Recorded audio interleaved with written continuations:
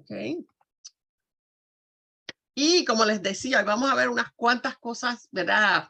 Diferentes, raras, que tienen que ver con la guerra. De vez en cuando va a haber una clase que les voy a enseñar sobre los uniformes, los distintos uniformes de cada, y las raciones que comían los soldados, cosas así, de vez en cuando, pues, cosas más light para no cargarnos mucho, ¿verdad? De cosas serias, pero es un poquito, o sea, entonces, hoy quería empezar entonces con los codificadores navajos, que son unas personas, no son unas máquinas.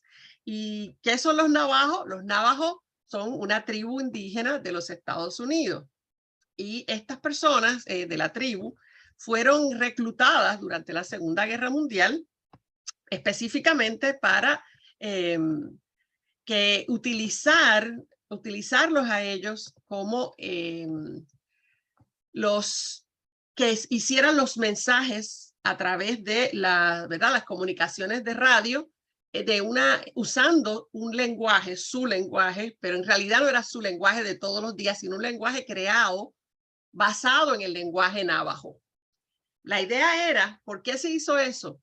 Porque durante la Primera Guerra Mundial, Estados Unidos logró evitar que el enemigo descifrara los mensajes utilizando el lenguaje de otra tribu indígena. ¿Sí? ¿Y qué pasó? Que fue eficiente, fue efectivo. Pero ¿qué pasa? Entre una guerra y la otra, un grupo o sea, Alemania, inteligentemente, envió a un grupo de antropólogos a estudiar las tribus indígenas de Estados Unidos y visitaron todas las tribus y conocieron sus idiomas, muy inteligentes los alemanes, preparándose para por si acaso, ¿no? ¿Qué pasa? Que la única tribu que no visitaron fue la de los navajos.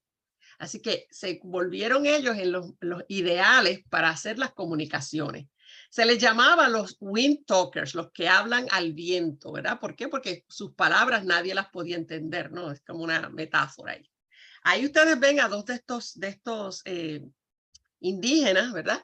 Que fueron reclutados específicamente para este propósito, para que ellos fueran los que cargaban en su cuerpo los radios de comunicaciones y pudieran enviar mensajes. Por supuesto, en el otro lado tenía que haber otro navajo, que es el único que entiende el mensaje, para que los mensajes pudieran fluir y que no fueran interceptados y decodificados por el enemigo.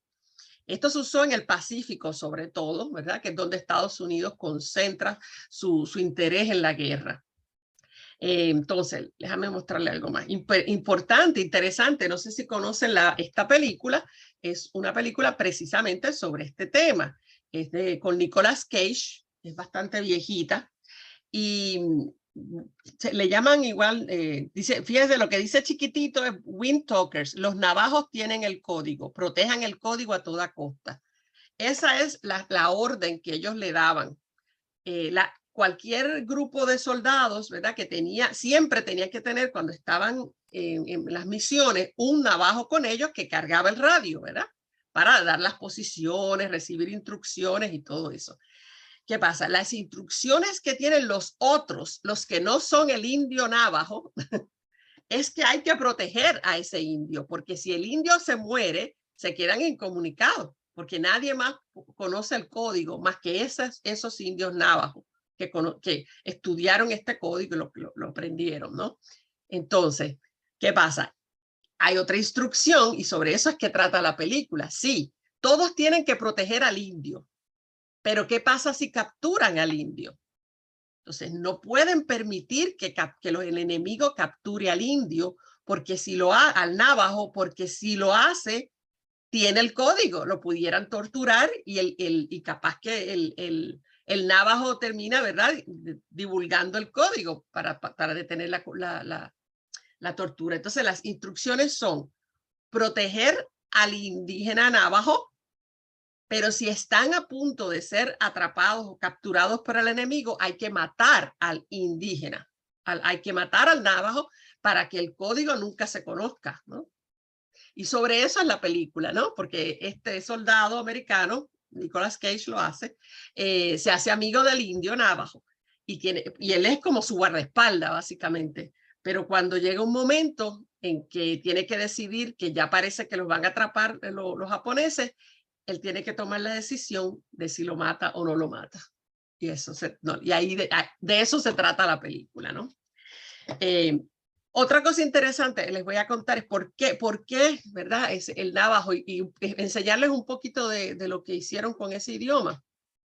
Espérate. Pues resulta que, como les dije, esa era la única tribu que no había tenido ningún contacto con ninguno de esos estudiantes alemanes de antropología. Había otro factor muy importante. Esta tribu era la tribu con el más bajo nivel de alfabetización, o sea que ellos dependen única y exclusivamente de ese idioma, del idioma navajo, que nunca había sido escrito. Ese idioma nunca había sido escrito antes. Tienen que crear unas traducciones, o sea, ahí lo ven en esa cartulina que tienen al frente, cómo ellos empiezan a usar palabras para recrear los sonidos del inglés, utilizando palabras del navajo para que ellos puedan crear un idioma que pueda ser escrito con símbolos, por lo menos con símbolos, ¿no? El idioma también era ideal, el idioma de los navajos, porque ninguna otra tribu entendía el idioma de los navajos, era solamente los navajos. Así que precisamente porque era muy complejo. Así que se convirtió en el idioma ideal. Y así los navajos terminaron, ¿verdad? La guerra, la mayoría de ellos sobrevivieron la guerra porque eran, ¿verdad? Atesorados. Y cuando terminó la guerra, pues les dieron ¿verdad? Sus medallas y sus cosas. Y después les dijeron, chávense, chao, gracias, gracias. Pero váyanse a sus reservaciones y los vamos a seguir tratando como si fueran unos idiotas todos. No les vamos a dar derechos, no son ciudadanos y todas esas cosas que hacen los países cuando tienen prejuicios terribles, ¿no? O sea, los usaron y después, chao, ¿no? Así que los indígenas navajos fueron muy importantes, así que les quería contar esa historia. Pero hay más historias extrañas para hoy. Les cuento, déjame ver. Vamos entonces a volver al Pacífico porque hay unas cuantas cosas extrañas y feas también en el Pacífico. Les repaso. En el año, vamos a volver al año del 42 ya. Para ese año, que es el año en el que, cuando hablamos del Caribe, yo les decía que Estados Unidos invierte ese año en poner esa máquina de producción que estudiamos la clase pasada a ser eficiente. Le toma prácticamente todo desde el inicio del año 42 hasta por lo menos septiembre, octubre, es que ya está en una producción, tú sabes, sólida. Así que ese 42 es el año donde los japoneses tienen la oportunidad de continuar expandiendo y solidificando el imperio que habían creado desde que empezaron a extenderse en el 1931, cuando entraron a Manchuria, que la ven acá arriba, ¿verdad? Y luego en el 37, cuando tomaron toda esta parte del este de China, lo que ven en rojo solamente, no el resto de China, y luego en esos años del 38, el 39, el 40, 41, habían estado tomando el control de lo que es esta que está aquí a la izquierda, que dice ahí porque está en inglés, ¿verdad? Burma, Siam y la Indochina francesa, que es lo que hoy llamamos Camboya, Laos y Vietnam, que es toda esta esquinita que está acá, además Siam, Burma, Malaya, todo, y las importantes islas del Pacífico que eran las Indias Occidentales, ¿no? Perdón, Indias Orientales holandesas, que eran colonias de Holanda que ellos, ¿verdad? Invadieron, ¿no? Durante la guerra, ¿verdad? Y esta parte, como ven acá, la parte norte de Nueva Guinea, casi toda Nueva Guinea, y estas pequeñas islas que están acá, o sea que es un montón de islas, todo lo que ven en rojo, y hay unas que no las ven casi, ¿verdad? Que son unos puntitos, pero que van a ser importantes en el proceso de la guerra. Así que está en su mayor esplendor en el 42, hasta esa es su máxima extensión de ese imperio japonés. Pero la cosa es que al tener el control de todo esto, asume también el control de todos los recursos naturales que esas distintas colonias antes le brindaban a sus metrópolis en Europa, o Estados Unidos, en el caso de las Filipinas, pero ahora ellos se lo apropian y lo deja de tener los aliados, ¿verdad? Porque cuando ellos toman el control de esas Indias orientales, quiere decir que los aliados ya no tienen acceso al petróleo que había ahí. Y ese petróleo es el petróleo que va a usar Japón, ¿verdad? Para ¿verdad? Sus fuerzas de guerra, para hacer todas sus operaciones de guerra. Como ahí les pongo algunas de las cosas más importantes, el caucho, súper importante, que fue lo que dejó de tener el grupo aliado, ¿verdad? El caucho, las gomas que hacen los neumáticos, ¿no? Para hacer los neumáticos, indispensable. Y bauxita, cromio, y bueno, ahí ven, tenían distintas cosas que iban tomando de las distintas colonias. Todas ellas, como ven que le pongo el paréntesis al lado, eran colonias. Les recuerdo eso que lo hablamos antes, ¿no? Cuando Japón está tomando estas tierras, está cambiándoles el dueño, porque los habitantes no eran dueños de esa tierra tampoco. Esas tierras eran colonias de Holanda, de Gran Bretaña, de Francia, de Estados Unidos. Entonces, es como que aplican lo de león, ¿cómo es? Ladrón que roba ladrón, tiene 100 años de perdón. Y ellos, tranqui. Ahora, una cosa interesante que muchas veces no se discute en los libros de historia de Segunda Guerra Mundial es sobre estas islas. Estas islas que se llaman las Aleutianas, serían, son, algunas de ellas le pertenecen a Estados Unidos y otras le pertenecen a Rusia, ¿no? A la Unión Soviética en este momento. Son todas estas islitas que están aquí entre Alaska, que en ese momento todavía no es estado de Estados Unidos, pero sí es un territorio que le pertenece a Estados Unidos y por tanto las islas correspondientes le pertenecen a Estados Unidos, aunque no son parte de Estados Unidos porque no son estados todavía. Y las otras que están, las que más cercanas al lado soviético, le pertenecen a la Unión Soviética. ¿Qué pasa? Los japoneses tenían mucho miedo, ¿verdad?, de que los americanos, los estadounidenses, les invadieran desde una de estas islas. ¿Por qué? Porque les muestro ahora el mapa, para que vean otra perspectiva de las islas. Ok, aquí ven, ahí las ven, son muy pequeñas, pero están entre Alaska, que le pertenece a Estados Unidos, y Rusia, o la Unión Soviética en este momento, mejor dicho. Son esas islitas que están aquí. Dos de las islitas son las que nos interesan. Déjame ver el mapa. ¿Dónde está el mapa que les dije? Ok, creí que tenía un mapa más claro, pero bueno. Déjame mirar bien. Ajá, bueno, acá lo pueden ver bastante. Fíjense lo cerca que están las islas Aleutianas de Japón, que está aquí. Claro, este mapa está un poco así como muy pegado, pero bueno, están cerca.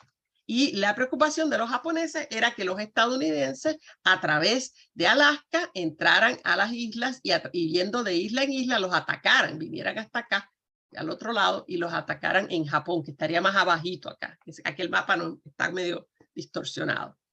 ¿Y qué hizo Japón? Pues decide invadir, con aquello de que el que da adelante da dos veces, entra antes que Estados Unidos, lo ataque desde esas dos islas, invaden estas dos, que eran las últimas dos que le quedaban, ¿verdad? Las últimas antes de empezar las rusas, que empezaban de aquí para allá.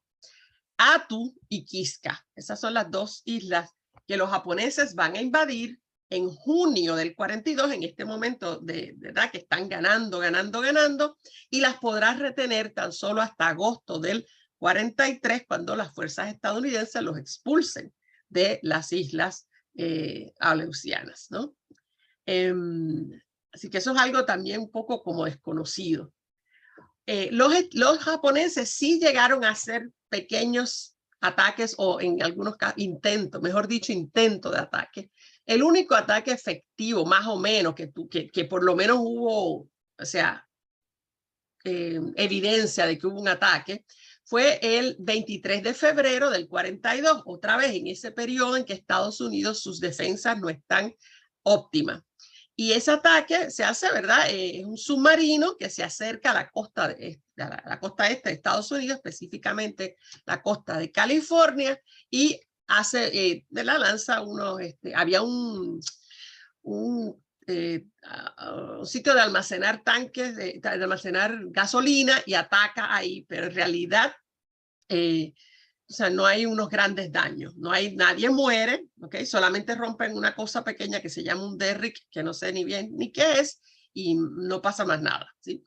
Pero los japoneses se envalentonan, ¿no? Con todo esto, logran capturar las Indias, las islas, y se dan cuenta que Estados Unidos no se está defendiendo, no está apropiadamente, no se está defendiendo como ellos esperaban. Así que les ataca la terrible enfermedad que le ataca a muchos países, casi todos los países en guerra, es la enfermedad de la victoria. Le pasó a Hitler también. Está tan ganando, que se empiezan a creer que pueden hacer lo que sea, ¿no? Y en Estados Unidos, desde el punto de vista de Estados Unidos, este ataque les viene súper bien porque ya tenían la intención de a todos los japoneses o personas de origen japonés, aunque hubieran nacido en Estados Unidos, pero que tuvieran ancestros japoneses, que vivían en la costa oeste de Estados Unidos, los van a encerrar en campos que el propio presidente Franklin Delano Roosevelt 2 o 3 veces se equivocó y les llamó lo que eran campos de concentración. Y en Estados Unidos serán puestos en campos de concentración hasta que termine la guerra, unas 107,000 japoneses nacidos en Japón o estadounidenses nacidos en Japón, que eran ciudadanos estadounidenses. Pero de eso vamos a hablar después. Después les voy a dar mucho más detalle de eso. Pero lo que quiero que vean es que cuando ellos reciben ese ataque, salen todas las planas de los periódicos y justifica, mira, eso es submarino. ¿Cómo sabía ese submarino que estaban esos tanques ahí? Eso tienen que ser los japoneses que viven en las costas que les están dando la información. Vamos a encerrarlo. Y ahí proceden. Lo iban a hacer como quiera, pero ahí les dieron la excusa perfecta. Pero de eso, como les digo, vamos a hablar más tarde. Cuando Estados Unidos comience a hacer su contraataque, que les digo que les va a tomar tiempo, ya empieza más o menos a mediados de 1942, empieza Estados Unidos a mejorar, ¿verdad? Su capacidad de ataque hacia Japón, y empieza entonces Japón a perder poco a poco. Es un periodo que va a empezar a mediados del 42, pero tomará el 43 y el 44. Es lo que los estadounidenses le llaman island hopping, saltar, es como si saltaran de isla en isla. Fíjense en este mapa, toda esta área estaba dominada por Japón, por eso ven las banderas de Japón. Y aquí ven las banderas de Estados Unidos porque va a haber dos grupos, ¿verdad? De ofensiva de los Estados Unidos, el central y el que viene desde el sur. El central, el general Nimitz es el que lo dirige, y el que dirige el del Pacífico Sur es el famoso general MacArthur, del que vamos a hablar después. Vamos a hablar más de él, que ese es Douglas MacArthur. Pero a este punto lo que quiero que vean es que empiezan a ganar isla a isla a isla a isla en ataques anfibios. Quiere decir que son ataques que van por el aire, por la tierra, por el mar, o sea, ataques masivos cuando ya Estados Unidos tiene esa capacidad para hacerlo. Cada vez que toman control de una isla, hacen una base, hacen ahí en esa isla un aeropuerto, y ahí desde esa isla entonces sacan el próximo ataque a la próxima isla. Es como si fueran saltando de isla en isla. Esa es la manera en que se hacen esos ataques. Y voy a estar hablando de estadounidenses, pero aunque diga estadounidenses porque son los que lo dirigen, van a ser los estadounidenses los que van a estar a cargo. Hay que también en esos ataques soldados canadienses, hay soldados británicos también, y bueno, entonces no es solo estadounidense, pero para simplificar, el que dirige la operación es estadounidense y por eso le llamamos así. Así que los japoneses, cuando empiezan a perder, ¿verdad? No estaban muy preparados psíquicamente para eso, y empiezan entonces en esas islas, que muchas de ellas eran unas islas volcánicas y tenían muchas cuevas subterráneas, y empieza esa lucha isla por isla, como les digo, y los japoneses empiezan con unas tácticas de guerra que los estadounidenses no comprenden, porque se les perdían, desaparecían en las islas. En algunas de las islas, como Iwo Jima particularmente, que vamos a hablar después en más detalle, pero ahora estoy dándoles en general, cuando esa isla era una isla con olor a azufre, ¿no? Era una isla volcánica, y hicieron todos unos campamentos debajo de la tierra. Cuando los soldados estaban peleando, los estadounidenses se les desaparecían los japoneses. ¿Dónde están? Y es que se metían debajo, literalmente debajo de la tierra, y ellos no sabían a dónde se habían ido, porque aunque conocían los estadounidenses, les recuerdo, estaban escuchando las comunicaciones de los japoneses y las tenían codificadas desde antes de Pearl Harbor, desde antes, y lo siguieron escuchando toda la guerra. Pero muchas de las cosas eran pequeños secretos porque no se decían en esas comunicaciones. Los japoneses tienen órdenes de pelear en el estilo Gyokusai, que es lo que técnicamente la traducción directa sería rompiendo las joyas. Es como decir hasta lo último, hay que pelear hasta lo último, hasta el último hombre y hasta el último suspiro.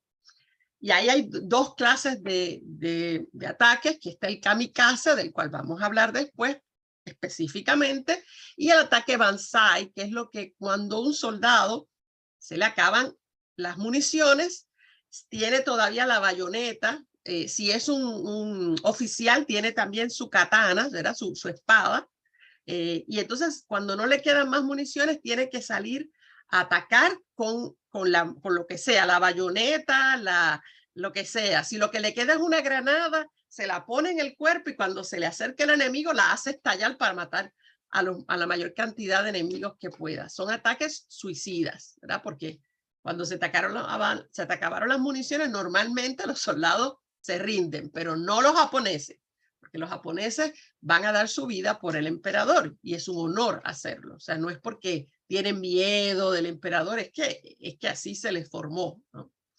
Entonces, cuando llega al final, ¿verdad? El 45, y le estoy yendo al 45, pero vamos a volver para atrás, solamente para hablarles en particular de algo que me parece muy importante.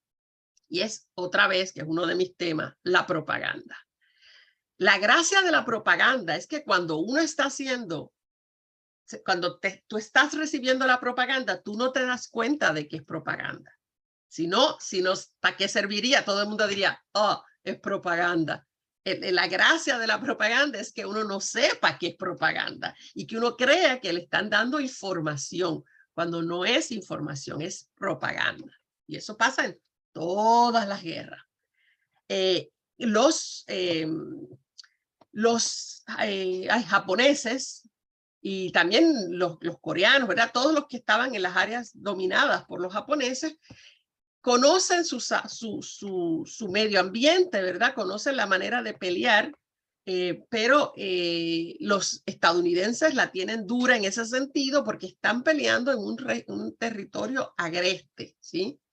Donde tienen unos soldados enemigos que están dispuestos a morir y a matarlos a ellos y a morirse en el intento de matarlos a ellos de ser necesario. Eso es una manera de pelear para la cual los Estados Unidos no estaban preparados, no lo formaban para ese tipo de pelea. Yo creo que les había comentado antes que es la gran diferencia entre ser budista o ser shintoísta, que eran en realidad lo que eran los japoneses, que es una religión solo del Japón, en donde la figura religiosa es precisamente el emperador como representante de la diosa madre del Japón, descendiente directo de ella, y unos soldados que la mayoría eran cristianos y que querían salvarse, no querían morirse, no. El japonés no tiene miedo a la muerte porque para empezar cree en la reencarnación. Pues si se muere, pues ¿qué más da si va a reencarnar, ¿no? Y si se muere en gloria y da su vida por el emperador, pues, cuando renazca va a renacer en una mucho mejor vida porque será premiado, ¿no? Así que es una completa, la visión de mundo de ambos soldados es completamente diferente. Pero también es diferente la naturaleza que rodeará a los soldados estadounidenses que habían peleado hasta ahora o en los mismos Estados Unidos o en Europa en la Primera Guerra Mundial, ¿verdad? En este tipo de guerra grande, y que nunca han peleado en una jungla. Y eso es lo que es una jungla. Casi todas las islas o son así volcánicas que no crece un palito, no crece un arbolito de nada, como Iwo Jima, o son jungla, como es eso que están viendo ahí ven los soldados estadounidenses en la jungla. Y la jungla les daba mucho miedo, porque en la jungla se escuchan, son unas selvas espesas, muchos ruidos de animales que son desconocidos y que ellos no saben si ese ruido es de un animal grande, un animal chiquito, a lo mejor es un pajarito, a lo mejor es una ranita, pero da miedo esos ruidos, ¿no? Siempre los ponen en las películas también, esos ruidos que dan miedo. Miren cómo se ve ese jeep en medio de toda esa naturaleza y todo eso. O sea, para ellos es muchas razones para sentir miedo. Y les voy a mostrar algunas que sí dan miedo. Mira, también lo que hay pantanos. Y esos pantanos tienen cocodrilos, o sea, no son pantanos sin cocodrilos. Tienen culebras, tienen cocodrilos, o sea, mosquitos de malaria, las sanguijuelas que les voy a mostrar en fotos, o sea, son bien peligrosos. Y por alguna razón, voy a volver a esto ya porque esto no era lo que yo quería decir ahora. Me fui, ok, esto era lo que le quería decir ahora, después vuelvo. Por ejemplo, miren en la isla de Guadalcanal.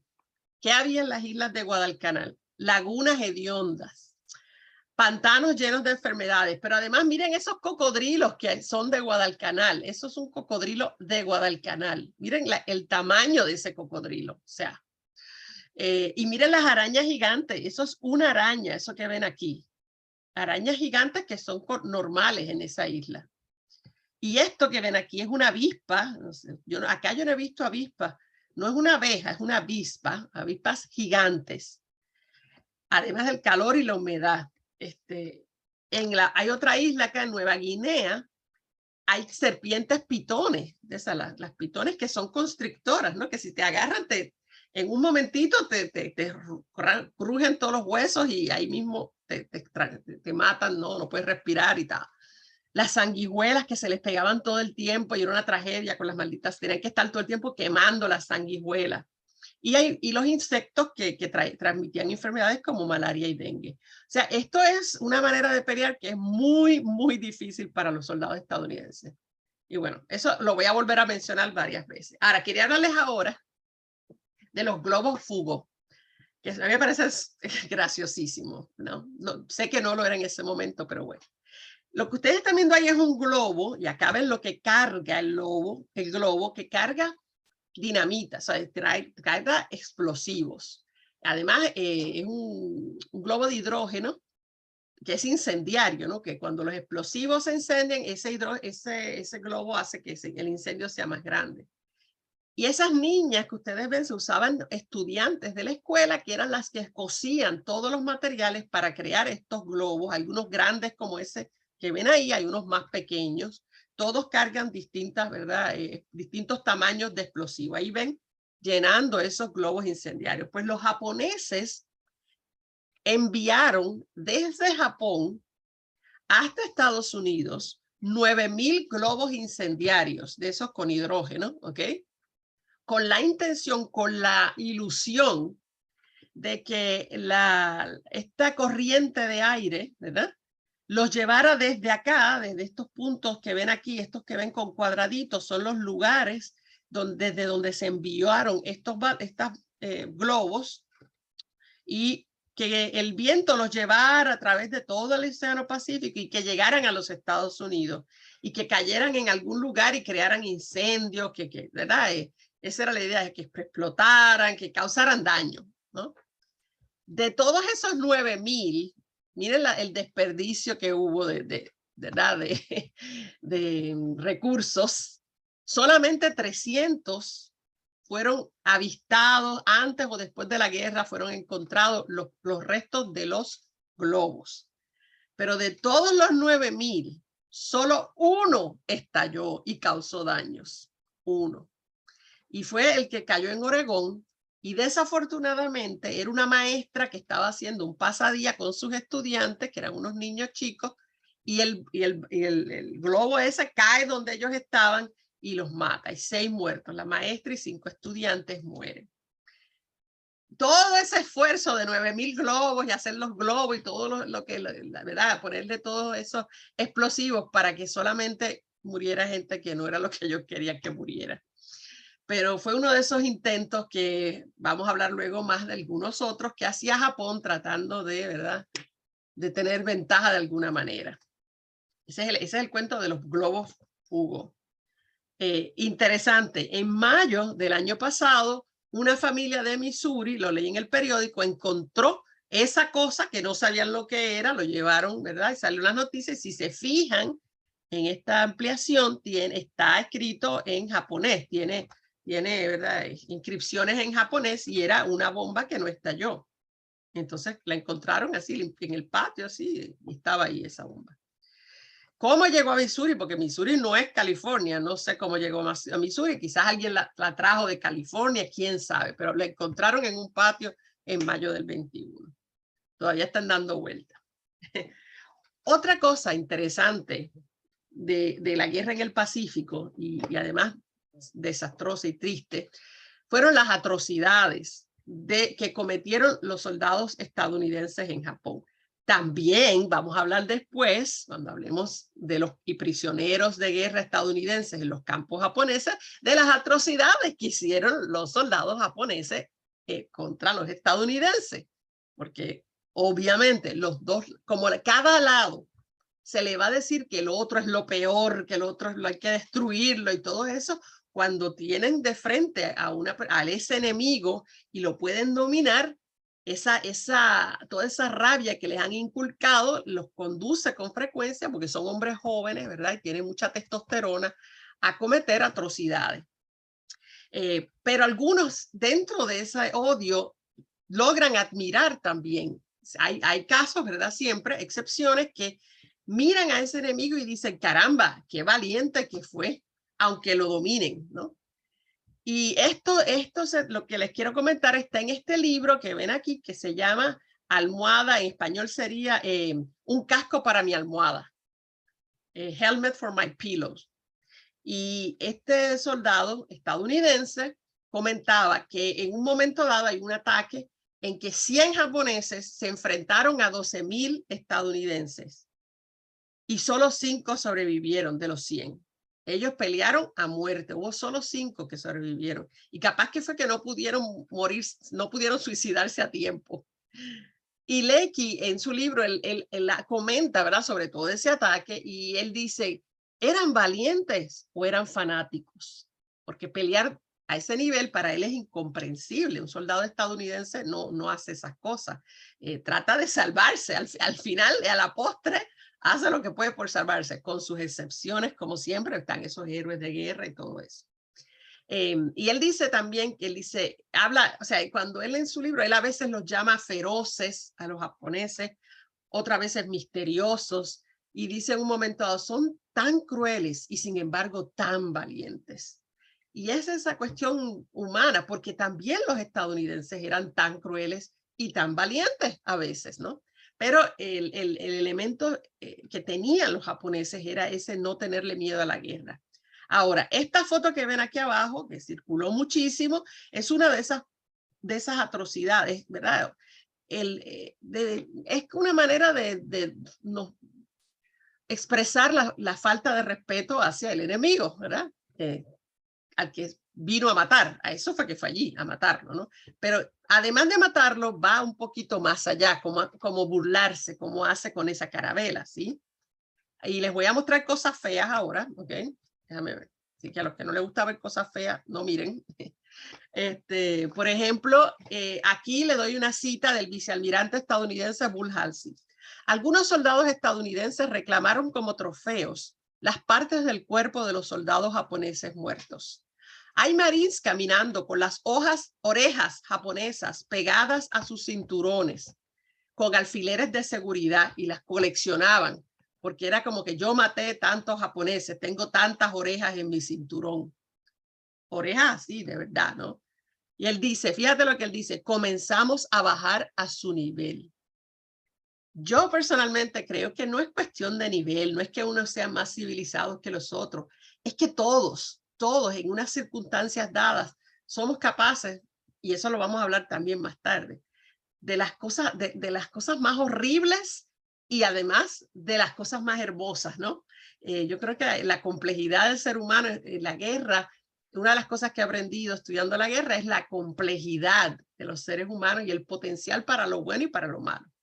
Ahí ven en su peor momento a esos soldados que le han cortado las cabezas a sus enemigos y están jugando con ellas, sacándose fotos. Aquí ven una que le engancharon la cabeza quemada de un japonés y se la pusieron ahí enganchada en un tanque para, ¿sabes? Es una manera de... Es cosas de testosterona, creo yo. No sé, porque yo no creo que una mujer se le ocurriría hacer eso. Aquí esto es un japonés explicando cómo ellos veían la guerra, cómo le enseñaron a ellos sobre los americanos. Él dice, nuestros maestros nos dijeron que los americanos eran monstruos y criaturas de poca monta. Nos hablaron de las batallas de los Gyokusai en Tinian y en Guam, donde se dice que los soldados japoneses heridos fueron atados juntos y arados con bulldozers. Los B-29 venían de aeropuertos construidos sobre sus tumbas. No podía imaginar tan crueldad. Y les cuento, o sea, les uso este para que ustedes lo puedan ver más claramente, lo que le trato de explicar. Cada lado deshumaniza al enemigo, ¿no? Son salvajes, son monstruos, son del diablo, en el otro caso. Si tú no lo matas, te va a destruir, te va a matar. Si puede, mata a tu mamá y te mata, o sea, y te pican pedacitos y te comen. A veces decían en la Primera Guerra Mundial que los alemanes usaban, que hacían jabón con los cuerpos de la gente. O sea, se inventaban, o sea, la propaganda es tremenda y por eso es que hay que ser muy cuidadosa, ¿verdad? Con las cosas que parecen información, porque en ese momento eran información. Hoy, mirando para atrás, sabemos que era todo propaganda. Eso mismo que él dice de que los estadounidenses, cuando hacían los aeropuertos en esas islas que iban controlando, ponían abajo los cuerpos de los japoneses heridos y los aprisionaban ahí con bulldozer y luego hacían ahí sobre ellos las pistas de aterrizaje. No hay ninguna evidencia clara de eso, ¿verdad? Todo indica que es propaganda. Igual que los estadounidenses recibían pila de propaganda negativa sobre los japoneses. Deja ver, entonces, ahí ven soldados estadounidenses, ven haciendo eso que les digo, desecrando los cadáveres. Es una manera de, me perdonan los varones, pero no estoy hablando de ustedes en particular, pero con los militares pasa mucho que hay esa cosa de macho y la testosterona 1000, ¿no? Y acá les cuento otro, este es otro japonés. Esto es una niña que cuenta, creo que sí es una niña, sí, la niña. Miyagi Kikuko, que era estudiante, dice que ella cuenta, está contando como adulta, cómo fue la primera vez que ella escuchó las voces de los soldados estadounidenses. Ella dice, pensamos que estábamos escuchando las voces de los demonios. Desde que éramos niños, solo nos educaron para odiarlos. Desnudarían a las chicas, les decían, y harían con ellas lo que quisieran. Luego las atropellarían con tanques. Bueno, sí, lo hicieron. Van a violar muchas mujeres, sobre todo en Okinawa, los soldados estadounidenses. O sea que hay cosas que sí fueron y cosas que eran propaganda. Por eso es que se mezclan la verdad y la propaganda en estas cosas, ¿no?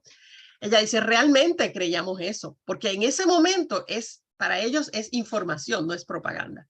No solo nosotras, las chicas, las madres, los abuelos, las abuelas, todos se acobardaban ante la voz de los demonios. Les tenían terror. Y cuando vengan los soldados a tratar de salvarlos, salen despavoridos, se suicidan, se agarran y se clavan cuchillos en el pecho. O sea, es tanto y tanto el miedo que les tienen que en un momento en que pudieron haberse salvados, pierden la vida por el terror que le tienen al enemigo, ¿no? Y eso porque ya tenían propaganda de mucho tiempo en ese sentido. Acá les muestro. Perdona, una sí, cosita. sí, dime. Hacemos un pequeño paréntesis. Sí, dime. Esto que tú contás es asombroso, peluznante, como que, pero es una cosa que se ha venido repitiendo en todas las guerras. Todas las guerras. Digo, todas las guerras, y seguirá. Antes de esta guerra, y hasta ahora, y digo, todas las guerras, y las que vengan. Sí, si vos Sí. escuchás de un lado y del otro, ahora de Rusia y sí, Ucrania, pasan todas. pasan diciendo lo mismo, digo, ¿no? Y uno tiene que creer así, porque en el momento no hay manera de saber, como yo les dije una vez, en todas las guerras. Si viene otra guerra, qué sé yo, entre Irán e Israel, qué sé yo, cada uno le está diciendo al otro que los iraníes son lo peor, bla, bla, bla, que te van a hacer, y el otro, el israelí, es diciéndole lo otro igual. O sea, es la propaganda. Para eso es que se usa, porque el ser humano hay que prepararlo para que mate a gente que no conoce, ¿verdad? Cualquiera de nosotros puede matar a alguien en un arranque terrible de furia o por defender la vida de alguien o la nuestra, pero matar a un tipo que tú no conoces y que no te hizo nada malo, caramba, hay que prepararte para eso. Entonces la propaganda es muy útil en ese sentido porque genera ese odio que es necesario para que los soldados puedan matar a una persona que no conocen, que no les hizo nada a ellos personalmente, ¿ok? Y, o sea, tiene que haber un concepto grande del daño que les hacen y que puedan, después de matarlos, no sentirse culpables, no sentirse mal. No es fácil, ¿eh? Y por eso es que hay que usar todo lo que puedan. Los países cuando están en guerra usan todo lo que pueden para lograr eso, ¿verdad? En este escenario de guerra. Esa es parte de lo que vamos a hablar luego en la clase que viene de las partes feas también, morales o éticas, no éticas de la guerra. Acá miren, estos son para que vean, y vamos a ver más fotos de Okinawa después y de otras islas. Ahí ven soldados tratando de rescatar a estas muchachas, pero las muchachas les tienen pánico y no quieren, ¿verdad? La ayuda que le están ofreciendo los soldados estadounidenses, aunque sean buena gente. El soldado, porque es que no saben cómo van a distinguir cuál es buena gente y cuál no es, ¿no? Es natural. Entonces, estas islas, ¿verdad? Como les decía, los japoneses van a ir isla a isla a isla. Entonces se van acercando a Japón. Esa es la idea. Y hay una en particular que es muy importante, esta batalla de Midway, porque que no es una isla, en realidad es lo que se llama un atolón, que es una isla hecha de coral, no tiene tierra, es coral, ¿no? Lo que forma la isla. Y esta isla se compone de realidad de dos islas, como ven aquí en el mapa, que son la isla de Pascua y la isla de Arena, y tienen unas islitas pequeñas entre medio. Pues en esa isla es importante porque es la primera batalla que los japoneses pierden mal. Es el principio del fin. Es cuando empiezan las cosas a tornarse en favor de Estados Unidos y los aliados, ¿no? Y en contra de los japoneses.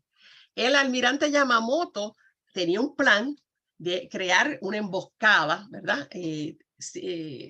Ir trayendo, tratando de ver para dónde iban los estadounidenses en la próxima movimiento y predecirlo y esperarlos ahí, ¿eh?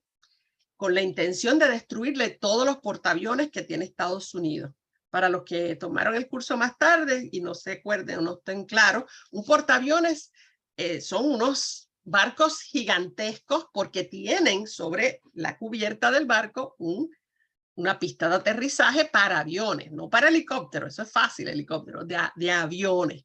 Y aviones estacionados también, es una plataforma gigantesca.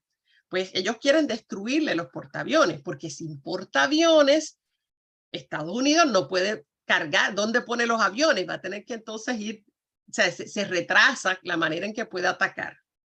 La idea es que entonces los va a atacar ahí.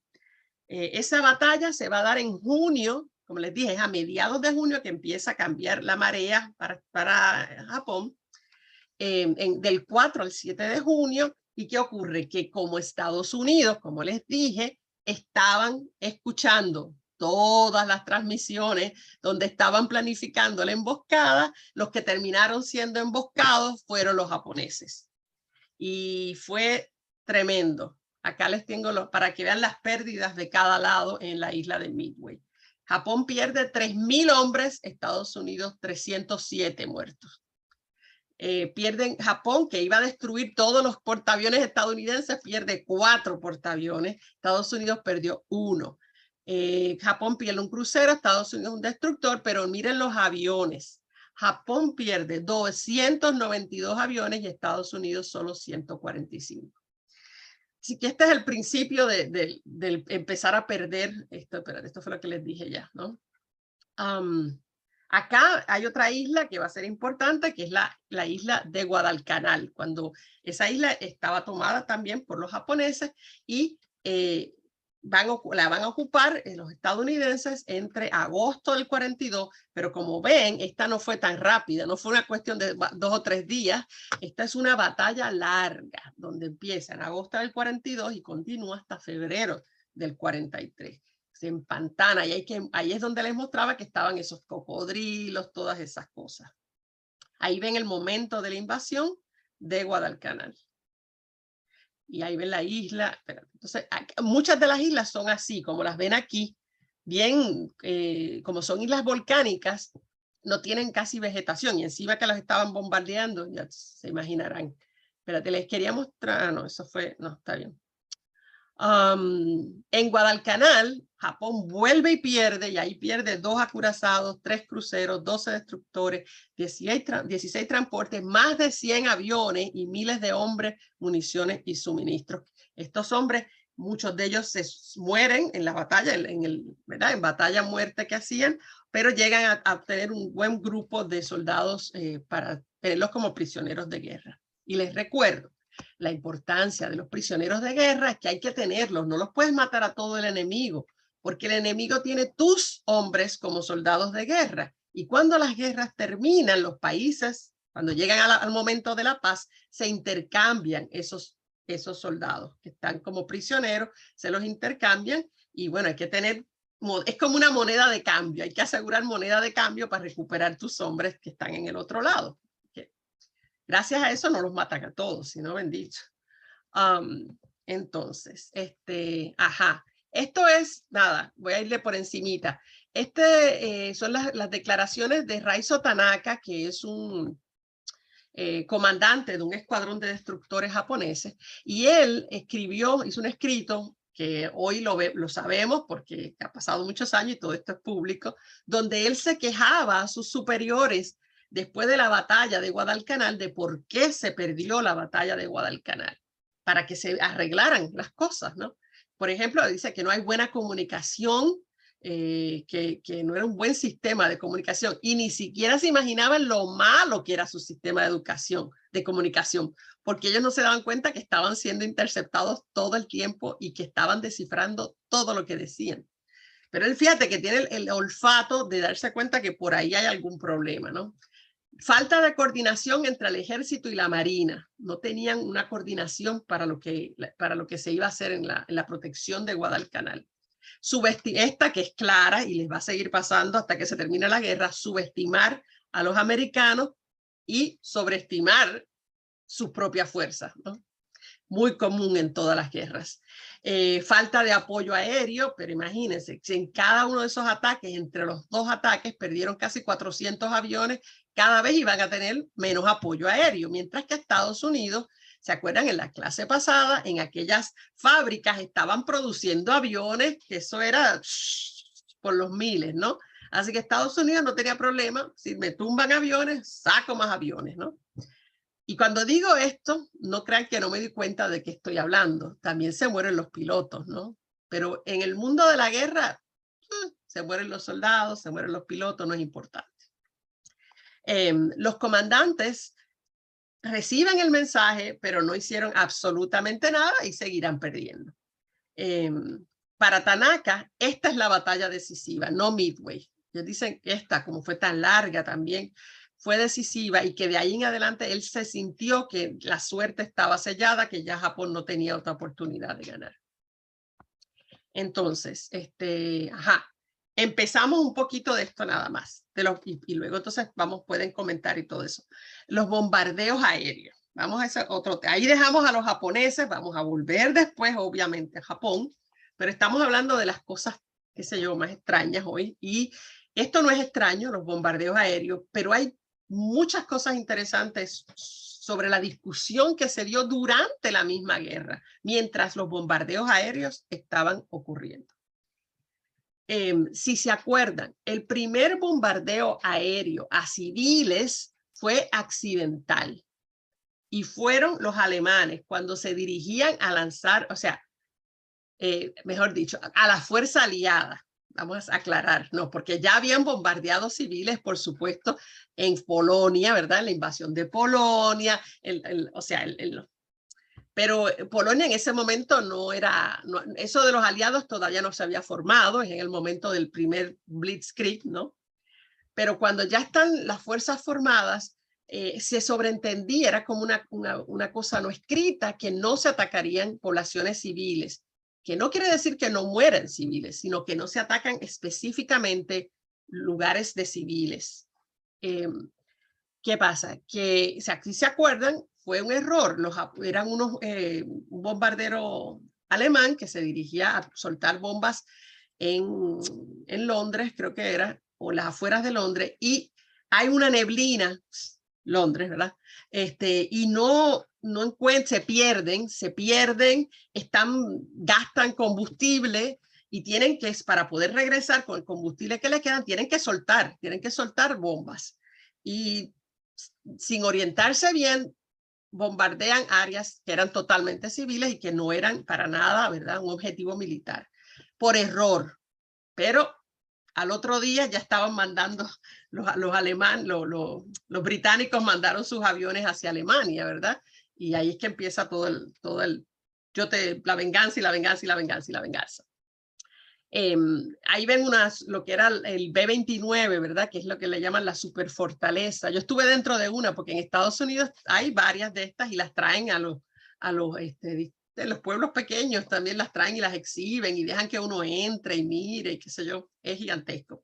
Y carga montones de bombas. Pues este tipo de avión es lo que se va a utilizar para estos bombardeos. Pero hay varios tipos de bombardeos. Okay. Cuando esos aviones se acerquen, de día o de noche, lo que puede hacer el que sea que está siendo atacado, ¿verdad?, es tratar de tumbar esos aviones, ¿verdad? Antes de que suelten sus bombas, ¿verdad? La carga que traen que tú no quieres que suelten. Para eso pueden utilizar aviones caza, ¿verdad? Son aviones más rápidos que atacan no llevan bombas, sino que llevan artillería, ¿verdad? De aviones, y atacan a los aviones para tratar de evitar que suelten sus bombas. Esa es una. Pero lo más común también es esto, lo que se llama las baterías antiaéreas, ¿no? Son unas maneras de desde abajo, ¿verdad?, disparar cuando se están acercando esos aviones. Ok. Vamos a hablar después un poco más de esto. Ahora, cuando decimos bombardeos estratégicos contra civiles, es cuando con toda la intención, el propósito del bombardeo es atacar civiles. No es por error, no es que se desviaron, no, es que el propósito es atacar a los civiles, ¿no? Ya los había habido, como les dije, ¿verdad? En las guerras esas cosas pasan de vez en cuando, pero no masivamente, no como que una estrategia de guerra, que es lo que vamos a ver nuevo acá en esta guerra. Ya hablé del accidente, ajá. ¿Cuál es el propósito de bombardear a los civiles? ¿Verdad? Dice, pero ¿para qué? Bueno, varios. El más importante es afectar la moral, ¿verdad? La moral, la resistencia de esos civiles, y que provocar que esos civiles, al perder sus casas, al perder sus propiedades, al perder familiares, se organicen y hagan revoluciones contra sus gobiernos y obliguen a sus gobiernos a abandonar la guerra. Si se acuerdan, en la primera clase yo les di un ejemplo de cuando eso ocurría, como ocurrió en la Revolución Rusa.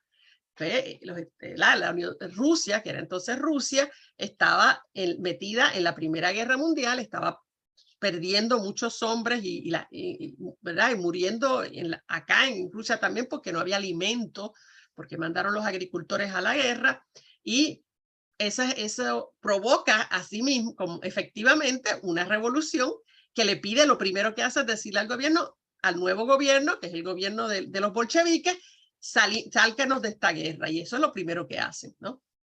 Esa es la idea, una de las ideas de atacar civiles. Segundo, entonces, como se decide atacar civiles, cuando se hace esa decisión, lo que se ataca es específicamente los vecindarios donde viven los trabajadores. O sea, es a propósito, la gente que tú quieres que se rebele, ¿no? Otro propósito de atacar civiles es que cuando estos bombarderos vienen, por ejemplo, y atacan a Alemania, ¿ok? Alemania tiene que mantener defensas en su territorio, como esas defensas que les acabo de mostrar, ¿cómo es que se les acabo de decirlo? Esto, como las baterías antiaéreas, tiene que dejar soldados para proteger a su población que está siendo atacada. No puede mandar todos los soldados a Rusia, a la Unión Soviética, no puede mandarlos todos a donde sea que esté en el frente en ese momento, tiene que dejar algunos que protejan a los que quedan. Así que ese es el propósito de esto y la primera incursión que va a hacer los aliados en territorio alemán la hace la Real Fuerza Aérea Británica y lo hace tan temprano como en agosto de 1940. Es la primera vez, pero no será la última. Ustedes me dirán, wow, qué cosa terrible, ¿no? Atacar civiles. Bueno, vamos a ver eso y en la clase que viene vamos a discutir la parte ética, ¿no? Esos bombardeos que hacía la Real Fuerza Aérea o la Fuerza Aérea Real de Gran Bretaña tenían que escoger, ¿verdad? Si hacían más ataques de día o de noche. Si hacían ataques de día, como llevaban, o sea, de día los ven. El gran problema es que los ve, el enemigo los ve y los puede atacar con las baterías antiaéreas, con aviones caza, todo eso, ¿no? Por tanto, tienen que traer menos bombas para poder ser más rápidos y poder defenderse de esos aviones caza que los tratan de detener, ¿ok? Entonces, como eso genera, ¿verdad?, que estén más vulnerables esos aviones. La ventaja de hacer ataques de día es que pueden ver, porque con sus propios ojos también pueden ver dónde van a depositar las bombas, ¿no? Pueden ser más precisos, pueden ir contra puntos estratégicos, ¿verdad? Atacar lugares estratégicos, fábricas de municiones, por ejemplo. Ahora, si atacan de noche, tienen la ventaja de que no los ven, ¿verdad? No los ven fácilmente, por lo menos. Esos se sienten protegidos y por tanto, como no envían casas porque no los ven, entonces lo que hacen es que pueden cargar más bombas. El problema es que como ellos mismos, ellos no, o sea, el enemigo no los ve, pero ellos tampoco ven a dónde es que van a tirar las bombas, también, tan claramente. Se tienen que dejar llevar por los instrumentos del avión y lo que ocurrió en realidad es que la mayoría no daban en el blanco. Así que por un tiempo van a estar en ese debate de día, de noche, ¿verdad? Porque no quieren perder todos sus pilotos y sus aviones. Y eso solo, esa ambivalencia solo se va a resolver cuando los estadounidenses entren a ayudarles, cuando entren después del 42, que lleguen los aviones estadounidenses, los pilotos estadounidenses, que entonces tienen, por la clase de aviones que traen, podrán ayudar. Creo que venían de día los estadounidenses y de noche venían los británicos y así se protegían uno y el otro porque tenían aviones distintos con capacidades diferentes. Entonces, ¿qué pasa? Que hay todo, sobre todo en Gran Bretaña, todo se vuelve una gran discusión en el país y sobre todo en el Parlamento sobre debemos hacer esto, debemos bombardear de esta, ¿verdad?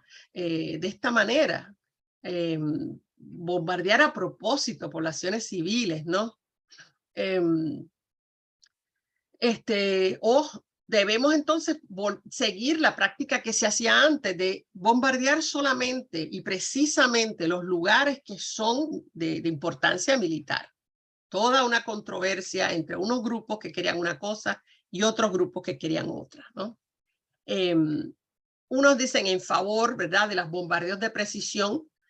Bueno, eso es lo que tenemos que hacer porque lo que nos interesa que se ataque, ¿verdad?, y que se destruya son las facilidades militares del enemigo, las fábricas que tienen de municiones y cosas para la guerra, los transportes del enemigo, ¿verdad? Qué bien hace atacar civiles, ¿no? Y bueno, en contra de eso, otros dicen, sí, pero es que el problema es que nos atacan mientras estamos atacando. Entonces, ¿qué hacemos? Si nos tiramos así en esas bombardeos de precisión, son de día, porque ellos no tenían la manera, la tecnología en ese momento de hacer bombardeos de precisión de noche. solo de día. Entonces dice, si nos vamos de día, nos atacan y no vamos a poder ser precisos porque vamos a tirar las bombas a lo que salga, ¿no? Bueno, toda la discusión finalmente se llega a la conclusión de que lo que se va a seguir no son bombardeos de precisión, sino el bombardeo estratégico nocturno. Se deciden ahí tirar las bombas donde caigan, pero salvar a los pilotos y salvar los aviones que se puedan salvar. Pensando que aunque maten a los civiles del enemigo, ¿verdad? En este caso los alemanes, pues, capaz que funciona, ¿verdad? Capaz que se logra algo con eso, ¿no? Pero la realidad es que cuando se hicieron esos ataques, una tercera parte de los aviones que llegaron a lanzar bombas sobre Alemania, las lanzaron una tercera parte a 8 kilómetros de sus objetivos, o sea que iban fuera de objetivo totalmente, no estaban bombardeando vecindarios, era lo que estaban bombardeando. No alcanzaban ningún objetivo importante. Mataron a unos, incluso mataron, ¿verdad? A gente, muchos de sus países también que vivían en el país, prisioneros de guerra. A veces mataron prisioneros aliados que estaban en el lado alemán, que estaban sirviendo en las fábricas, como les decía en la clase pasada, que ellos ponían prisioneros de guerra de empleados de la fábrica, entonces también los matan. También matan, cada lado mata de los otros, o sea, se mueren un montón de civiles y por eso es que en esta guerra es la más destructiva que ha habido hasta ahora, ¿eh? Hasta ahora. Murieron al pedo, como dicen aquí, porque en realidad no lograron grandes objetivos en todos esos bombardeos. Y bueno, con esto voy a ir cerrando y retomando aquí. Se hizo, estos son los británicos, para todo hacer una reunión y un comité y un informe y todo como los estadounidenses. Se creó el informe BOT, que sale bien rápido al empezar la guerra, y él trata de presentar evidencia en favor, ¿verdad?, de continuar atacando de esa manera en las noches, a donde caigan las bombas, matando civiles todas las noches, eso es lo que hay que seguir, a pesar de que solo una sexta parte en realidad causó daños en lugares que eran estratégicamente importantes. Y él dice, Bot es el que prepara el informe, que para asegurarle, ¿para qué se va a seguir haciendo esto? Aunque estén matando civiles. Porque de esa manera los británicos sienten que nosotros como país estamos tomando la venganza justa, porque los alemanes los habían, ¿verdad?, bombardeado a ellos, como hablamos en clases pasadas. Entonces, no podemos sentarnos y no hacer nada. Tenemos que ir y matar alemanes, porque ellos mataron británicos también. Esa es una. La segunda, porque Stalin, ¿se acuerdan?, que está siendo invadido y él es parte de los aliados y se pasa diciendo a los aliados, pero ¿cuándo van a abrir un segundo frente? ¿Cuándo van a atacar a Alemania del otro lado para que deje de atacarme a mí? Bueno, si seguimos atacando a Alemania, provocamos que el alto mando alemán va a tener que mantener una parte de sus fuerzas en Alemania para la protección de los alemanes, para la operación de los aviones caza, para la operación de las baterías antiaéreas. Y el tercero, que es la cosa más fea, y por ahí que vamos a empezar en la otra clase, que es lo que él le llamó el dehousing o el efecto desalojo, más o menos la mejor traducción que pudiera sacar. ¿Qué es? Le dicen, ¿verdad?, los asesores que los que proponían esto, que vale la pena seguir haciendo estos bombardeos mientras destruyan ciudades y hogares, porque eso es lo que le duele a la gente. A la gente no le duele que destruyan la fábrica, a la gente le duele que le maten los hijos, que le quemen la casa en uno de esos bombardeos, ¿no? Así que eso es eficiente porque si la gente, primero porque tenemos que tomar venganza, segundo para que Stalin deje de fastidiarle que no estamos haciendo nada, y tercero porque cuando les quitamos a la gente sus casas y todo eso, entonces así sí de verdad se van a rebelar. Se van a rebelar contra Hitler, van a hacer una rebelión y se va a acabar la guerra.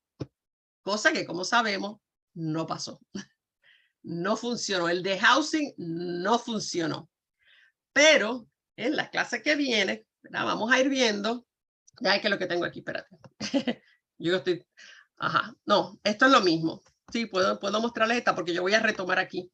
Este es un lord, que era el asesor de Churchill, que más promovió el efecto de desalojo, ¿verdad? Y él dice específicamente que la destrucción de casas afecta la moral de la gente más que el asesinato de sus amigos o de sus parientes. Lo más importante, él dice, les molesta más que le quemen la casa a que le maten los hijos o los parientes o los padres o lo que sea. Y el propósito, que así está escrito en los documentos, es quebrar el espíritu del pueblo. Y en ese propósito, ¿verdad?, que tienen de destruir las casas, de desalojarlos, destruirán totalmente, dejándolas prácticamente al ras, 61 ciudades alemanas destruidas. Y bueno, la clase que viene vamos a hablar de una mujer que fue una pacifista, muy valiente, porque en medio de una guerra uno ser pacifista no debe ser fácil, británica, que escribió un libro. Hay películas sobre ella que les voy a mostrar, las películas que hay sobre ella, y que ella fue la que trató todo el tiempo de jamaquearle la moral de los británicos, de los que estaban tomando una decisión como esta, diciendo no podemos, porque el enemigo haga algo mal, no lo tenemos que hacer nosotros, porque cuando se acabe la guerra, vamos a hacer igual que ellos, vamos a hacer la misma porquería que ellos. O sea, ¿con qué cara vamos a mirar al mundo cuando se acabe esta guerra después que hemos hecho esto? O sea, ella plantea, ¿verdad? Cosas como, y mira, no estamos destruyendo solo las casas de la gente, porque como estamos destruyendo ciudades enteras, destruimos iglesias que son de siglos de antigüedad, documentos, obras de arte que estamos quemando, destruyendo, que la humanidad, nosotros la estamos destruyendo, que no las vamos a tener nosotros mismos, ¿no? Que ella lo que trata de hacerles entender es que la guerra se va a acabar. ¿Y qué va a quedar cuando se acabe la guerra? Así que, ¿con qué nos quedamos si hacemos todo esto que es antiético, ¿no? O inmoral?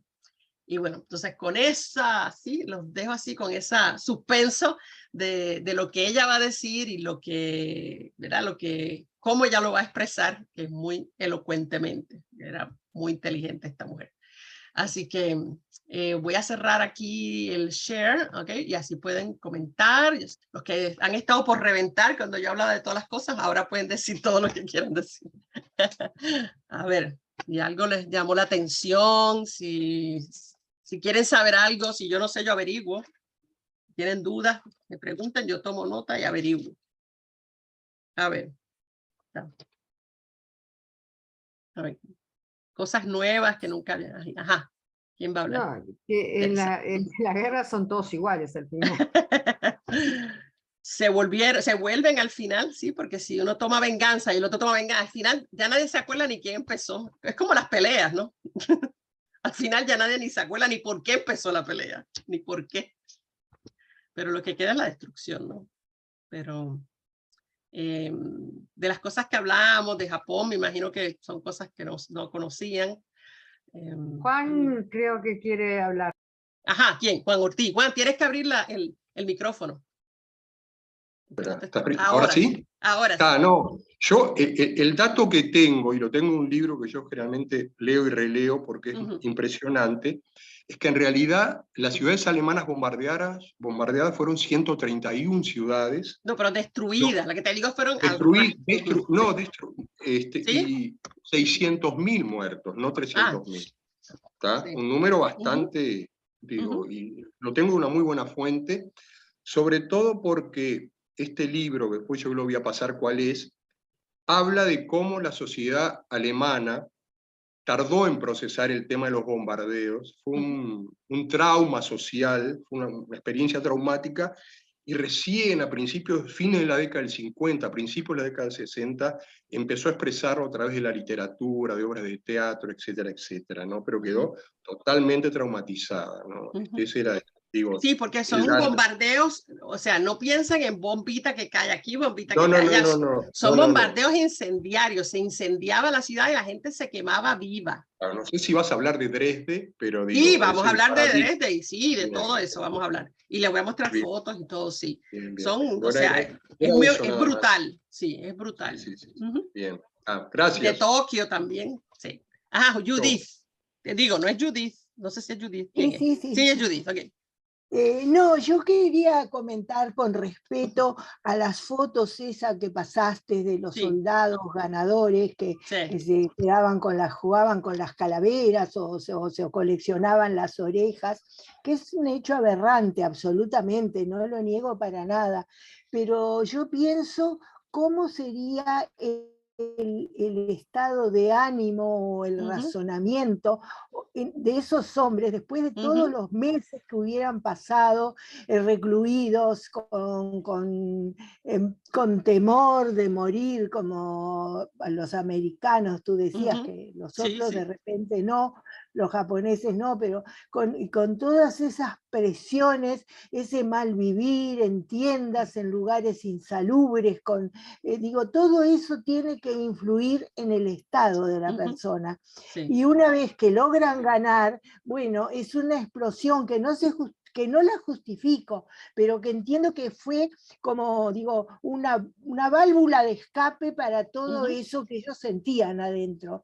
No sé, esa es la sensación, la opinión mía al respecto. Estoy de acuerdo contigo totalmente. Es un resultado de una preparación. Y otra cosa es que Estados Unidos mandó muchos jóvenes, muy, muy jóvenes, que tú sabes, cuando no es lo mismo un adulto que entiende la vida de otra manera, un joven se lo traga, la testosterona se lo traga al joven, cuando están en esa edad que no responden más que por instintos básicamente, digo, perdonen los varones, pero todas las mujeres sabemos eso, esa sabiduría femenina, y mandaban, por ejemplo, soldados de las guardias nacionales. Las guardias nacionales de Estados Unidos tienen una formación para funcionar dentro de Estados Unidos, ni siquiera tienen la formación para estar en una jungla, como les mostraba, y sintiéndose atacados hasta por los animales, hasta por la naturaleza.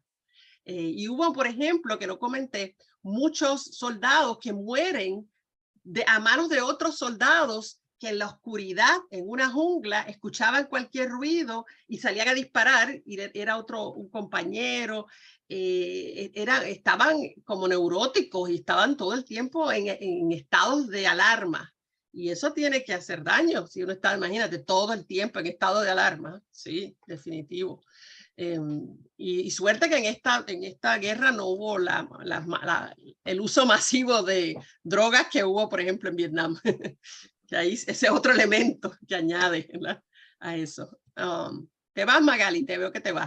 Chao. El tipo de escenario es el mismo. Chao. Sí. Sí, bueno, es la jungla, exacto, pero de añadidura, cuando están ahí en Vietnam hay tigres también. Añádele a todos las culebras, los cocodrilos, y le añades los tigres también, sí. Fuerte, ¿no? Y algo totalmente, un escenario que no conocían para nada, porque la última vez que pelearon en algo que fuera como una jungla, los estadounidenses, fue cuando se apropiaron del Canal de Panamá, ¿no? Entonces ahí fue la última vez que habían peleado en un escenario que es también una selva, que es la selva del Darién, es ahí en donde está Panamá, ¿verdad?, el Canal de Panamá. Así que no tenían experiencia definitivamente en ese tipo de guerra y le tenía que afectar. A mí me llama mucho la atención lo de los globos. Cuando lo descubrí, me pareció wow, ¿verdad? A veces se hacen cosas en las guerras que parecen buenas ideas y fue un fiasco total, fue fiasco. Sí, y como fue toda la línea Maginot. Ajá, exacto, que lo habíamos visto. No se usó. Totalmente, un fiasco, un desperdicio de recursos. Digo, independientemente de que uno esté a favor de que uno ganase o del otro, la verdad es que si uno fuera de ese país, uno después estaría dándose contra las paredes, cónchale, ¿para qué hicimos esa estupidez, no? Y bueno, pero era un esfuerzo del país y era para las muchachitas que leí, ¿verdad? Los comentarios de las muchachas que trabajaron cosiéndolos, haciendo esos globos y todo eso, y para ellas era, o sea, patriótico, ¿no? Es una gran, es algo grande que están haciendo por su país. Y capaz que si uno hubiera sido una de ellas, hubiera sentido exactamente igual, ¿no? Se sentía que por lo menos estaban haciendo algo. Pero ellos también, los japoneses no saben que no está funcionando hasta que pase la guerra, ¿no? Tenía entendido hace tiempo que había leído. A veces uno lee tanta cosa que no. Ajá. No pero es que pasaron muchas cosas también. A ver. No, pero en los bombardeos a las ciudades, bien como estábamos diciendo, era para bajar la moral de la gente, romper con ese esquema que siempre el que está en guerra está diciendo que va ganando, pero voy ganando y me están bombardeando, ¿no? Es decir, todo eso contribuye. Ajá, sí. Y el otro tema que era de distraer recursos para la gente herida. Por eso los bombardeos generalmente son medio selectivos, destruir, prender fuego, no tanto de matar gente, ¿no? Es decir, sí, no se le dispara directamente a la gente, ¿no? No, la idea es de que tengo que destinar médicos, enfermeros para la sociedad. Sí. Y en la clase que viene vamos a ver las estructuras que construyeron los alemanes de varios pisos. Después no me van a creer cuán gruesas son las paredes, unas estructuras de refugio que crearon los alemanes en distintas partes de Alemania, que son tan y tan bien hechas, porque ya saben que los alemanes todo lo hacen bien, ¿no? Tan y tan bien hechas que han tratado de demolerlas y solamente han podido demoler 2 de ellas porque tratan con dinamita y qué sé yo, y la cosa esa sigue ahí. Es una cosa espectacular. Se las voy a mostrar en la otra clase. Y cuando yo enseñé el curso, la primera vez, un estudiante mío había estado en una de ellas cuando viajó a Alemania con un grupo de estudiantes cuando era joven y me contó que estuvo en una de ellas, que de hecho las estaban usando como cuartos para los estudiantes que visitaban de otros países en una actividad que él fue. Así que dijeron, bueno, si se van a quedar ahí, vamos a usarlas, qué carajo, pero eran en realidad para refugios de los propios alemanes. Hitler lo resiente muchísimo, obvio, ¿verdad? Ser atacado en Alemania es una gran ofensa para ellos que pensaban que eran intocables. Y sobre todo si pensamos que en la Primera Guerra nunca fueron invadidos. Alemania siempre peleó fuera de Alemania. Nunca fue atacada directamente, no fue invadida por los enemigos. Y entonces en esta guerra, cuando eso empieza a ocurrir, hay que usar toda la propaganda posible para explicar eso a los alemanes. ¿Por qué está pasando eso y por qué no los podemos proteger a ustedes? ¿No? Entonces todo súper vilificación. Son unos villanos, quieren matarnos a todos, son a los judíos que los mandan a atacarnos para terminar con nosotros, bla, bla, bla, bla. Y ahí tienen que usar todas las herramientas de propaganda para explicar, como tú dices, sí, estamos ganando y por qué rayos nos están bombardeando y nos están destruyendo, ¿no? Se trasladaban también bajo tierra, ¿no? Por túneles. Sí, las fábricas, y de hecho va a haber una fábrica que la hacen dentro de una montaña, o sea, horadando la montaña. Y lo triste es que quien hacía esa hora para horadar la montaña, hay la fábrica de Dora, en un sitio que se llama Dora, que tenía un campo de concentración. Los prisioneros de Dora fueron los que hicieron toda esa excavación. ¿Y saben con qué la hacían? Con cucharas, porque no le podían dar herramientas que ellos pudieran usar para atacar a los guardias. Entonces le tenían que dar una cosa pequeña que no fuera nociva para los guardias, y ahí ellos a cucharitas, ahí guayando la piedra a cucharita a cucharita. En espacios. Hace como un año pasaron una documental de Alemania citando justamente esos túneles. Sí, increíble, que habían hecho hacer con los judíos, ¿no? Con los prisioneros judíos. Sí. No, tremendo, una infraestructura de novela paradisíaca. Eso, o sea, lo increíble de la Alemania nazi, que suena feo decirlo, pero aunque su propósito es espantoso, ¿verdad? Es la eficiencia que tenían, que es impresionante, cómo podían, ocurrírsele a alguien, espérate, vamos a usar a esto y le vamos a dar unas cucharitas. O sea... Bueno, era lo que había en ese momento, yo creo, ¿no? Sí, pero yo no sé, siempre me llama la atención cómo resolvían todos los problemas rápidamente, le encontraban una solución y seguían en la guerra, perdiendo, o sea, pero seguían y seguían y seguían hasta el final, hasta lo último. O sea, llegaron a una calle de donde estaba Hitler, estaban prácticamente a una calle del Era un búnker. tremendo motor de dar manija eso, ¿no? Para que fueran hacia adelante las personas. Sí, la propaganda fue, o sea, ese fue el momento de gloria de la propaganda, y hoy en día todos los estudiantes de comunicaciones del mundo tienen que estudiar la propaganda nazi, porque es que eso fue una cosa, una clase maestra de propaganda, ¿no? Bueno, acá por ejemplo se comienza con los imperios romanos y después con los Alemania y todo eso, porque son los primeros países que se han movido. Y aparte viene la de Estados Unidos, que en Estados Unidos también tenía su guerra interna, que sacaron los indígenas de su zona de expansión que ellos tenían. Claro. Con armamento, con todo. Sí, sí. En Canadá, por ejemplo, están hacinados en el norte, en los lugares más fríos.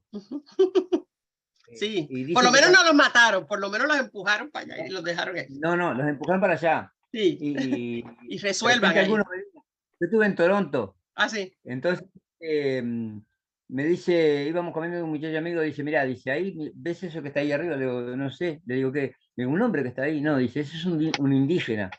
Dice, cuando vos lo veas, dice, un argentino fue justo que andábamos con él. Dice, ese hombre dice, no lo podés tocar. Si se sienta arriba de tu auto o en lo que sea, no lo podés ni tocar. Dice, no podés ni tocar el auto. Dice, porque le pasa algo y no sabes lo que te puede pasar. O sea, en esa parte, ese país los defiende, pero Estados Unidos Claro, claro. Sí. Igual, no, pero me dio gracia como usted dice que lo dijo el argentino, que le dijo, no es una persona, es un indio.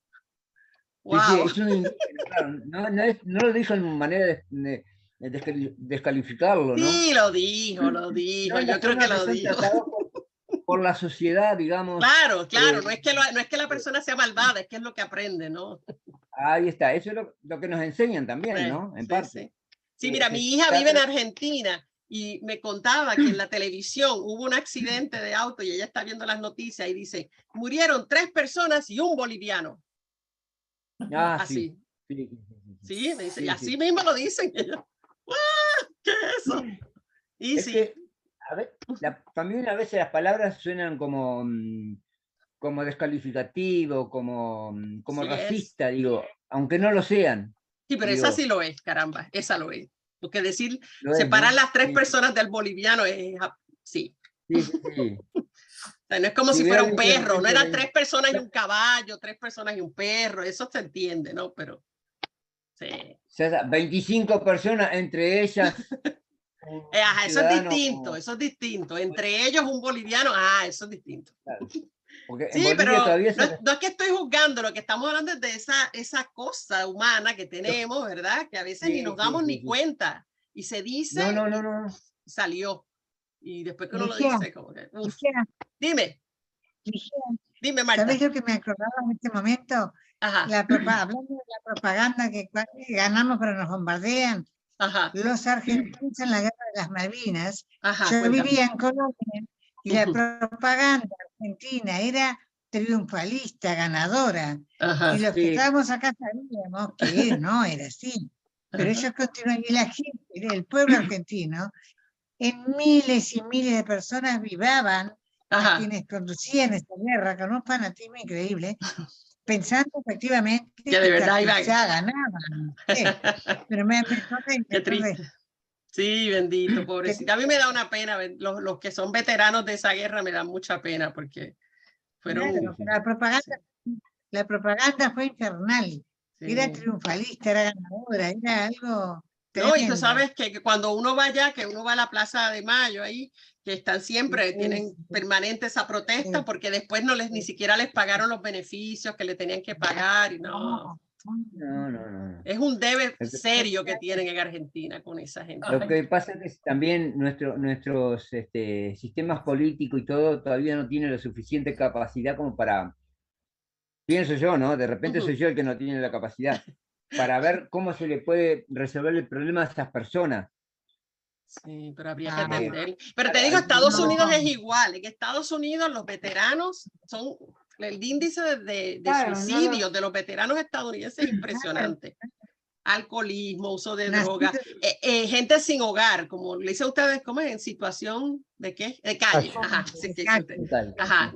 Los que están sin hogar, soldados, o sea, gente que se la jugó por nada, porque Estados Unidos siempre es por petróleo, por alguna estupidez, y luego los abandonan. Les tienen unos cuantos hospitales, ¿verdad? Para los veteranos, que por lo menos no pagan por los hospitales, por lo menos esa tienen buena.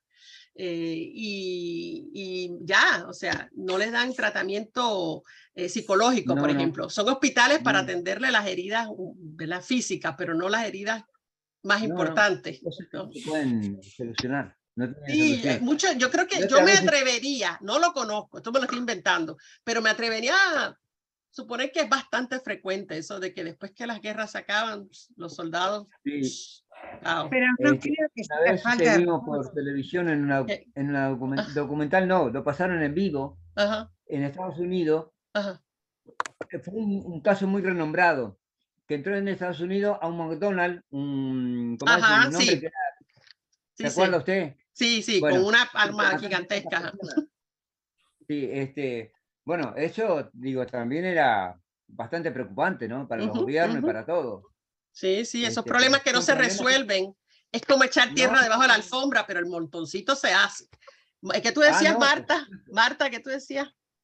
No, que creo que recursos siempre hay, lo que falta es siempre voluntad política para estas cosas. Las prioridades, sí, las prioridades. Sí. A mí siempre me dan pena los soldados. Me dan siempre, porque ellos hay muchos, todavía se lo creen.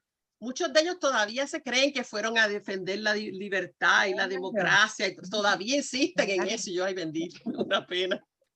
Bueno, pero en la Segunda Guerra sí hubo una razón. Ahí sí había más una razón. Pero cuando hablamos de las... Vietnam, Corea, todo eso no me meto, pero en la Segunda Guerra sí. Yo tenía estudiantes en Estados Unidos de Irak, que vinieron de Irak y Afganistán, y ellos decían todavía... Sí. Y encima les enseñan tan fuerte a odiar el Islam sin saber lo que es, que cuando teníamos un ex soldado de esos que se cree que es Rambo, un Rambo teníamos en el salón, y él era bastante buen estudiante, pero el día que fuimos a hablar del Islam vino y nos habló y nos dijo, era para la siguiente clase, y nos dijo que él no podía escuchar sobre eso. Él no podía escuchar sobre eso, que él se iba a ausentar todas esas clases. Yo le dije, bueno, todo esto va a estar en el examen, o sea, allá tú, si tú no quieres venir, no te vamos a obligar, pero tú eres responsable del material. Y efectivamente, cuando vino el momento del examen, hizo muy mal porque no quería, estaba como que no quiero oírlo.